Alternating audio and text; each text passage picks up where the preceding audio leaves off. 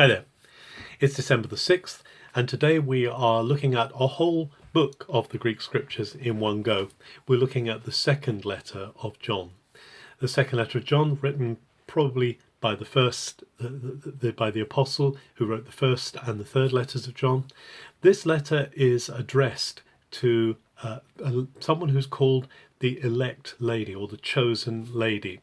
Now, there's been questions asked, discussions about who this could be. Many scholars, in fact perhaps most scholars, suggest that it's a kind of a euphemism for the church. It might have been a euphemism used at a time when it would be dangerous to write to the church by name in a time of persecution, and therefore the chosen lady or the elect lady is used as kind of a euphemism, as a secret code to write to the church.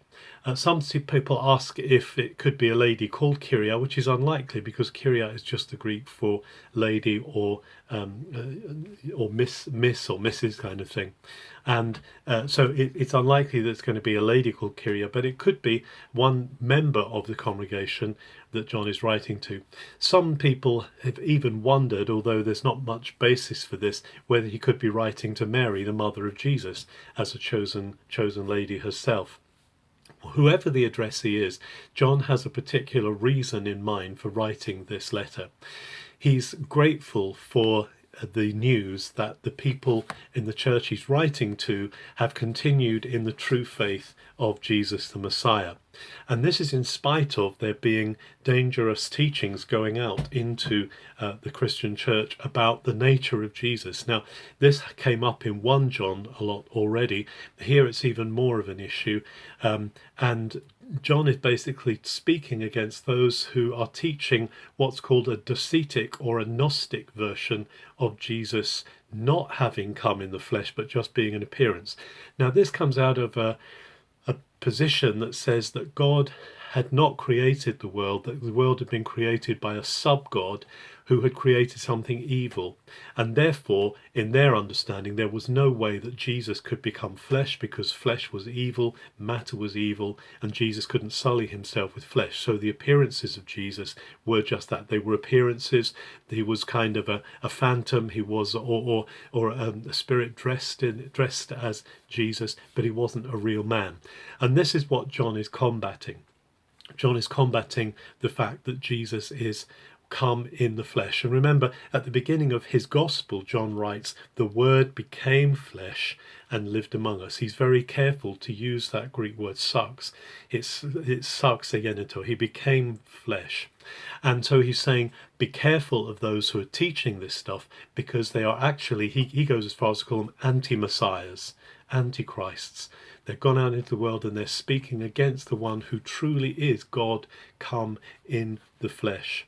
And actually, the call is the same call that it has always been. It's the same call Jesus gave his disciples in the New Commandment, and is said to be John's constant theme, even into his old age, is the call to love one another. He calls them to love one another and to live in accordance with the instructions, with the directives of Jesus. This is the simple, plain truth about how to be followers of Jesus. It's not about complicated theologies, complicated ideas of who Jesus is or his nature, but it's the simple truth that Jesus taught us to love one another and to do what he called us to do.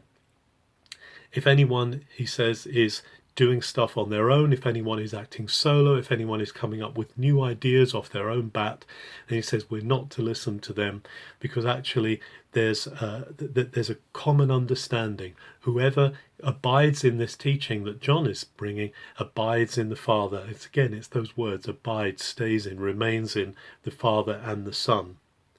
And he says, stay away from those who are out to deceive you. He closes the letter here by saying there are many more things to write, but he doesn't want to write in pen and ink. Perhaps a suggestion there that this is a dangerous letter to write. He doesn't want to put lots of things down on parchment or on paper.